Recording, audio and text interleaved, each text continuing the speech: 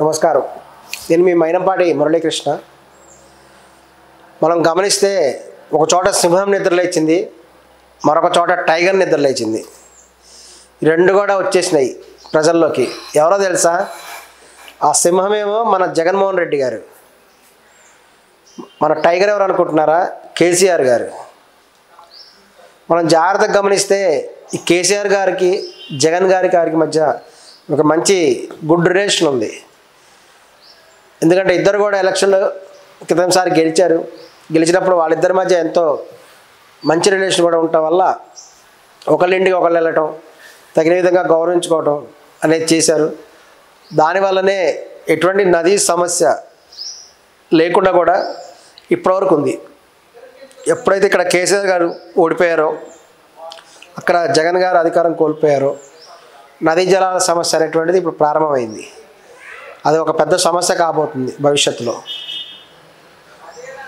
సాధారణంగా ఎలక్షన్లో ఓడిపోయినటువంటి రాజకీయ నాయకుడు ఎవరైనా తీవ్రమైనటువంటి ఆవేదనకు గురవుతారు. ఎందుకంటే ప్రజాస్వామ్యంలో ఏ రాజకీయ నాయకుడైనా సరే, అధికారంలో ఉన్న రాజకీయ నాయకుడైనా సరే తప్పనిసరిగా ప్రజలకు మేలు చేయాలనే చూస్తారు.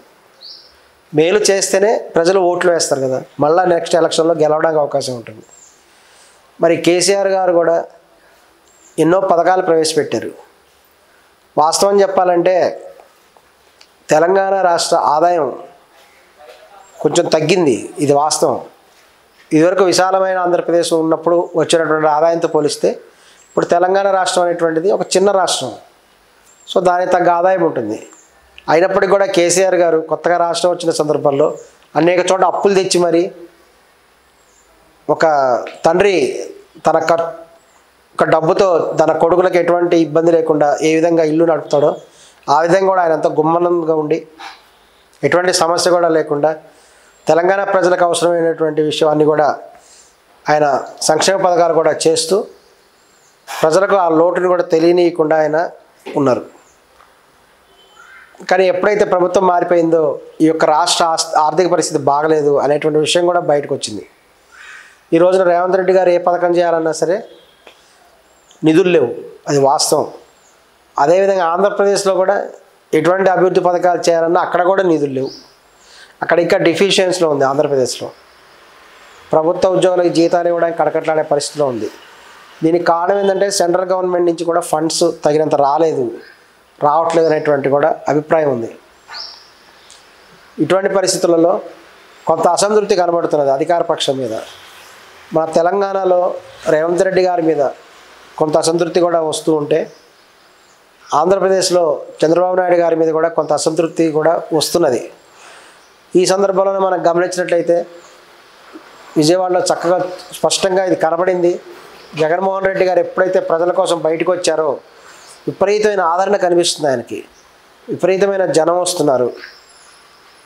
ఆయన చూడాలని, ఆయనతో మాట్లాడాలని, తమ సమస్యలు చెప్పుకోవాలని ఎంతోమంది ఉత్సాహంతో విపరీతమైన జనం కూడా వస్తున్నారు.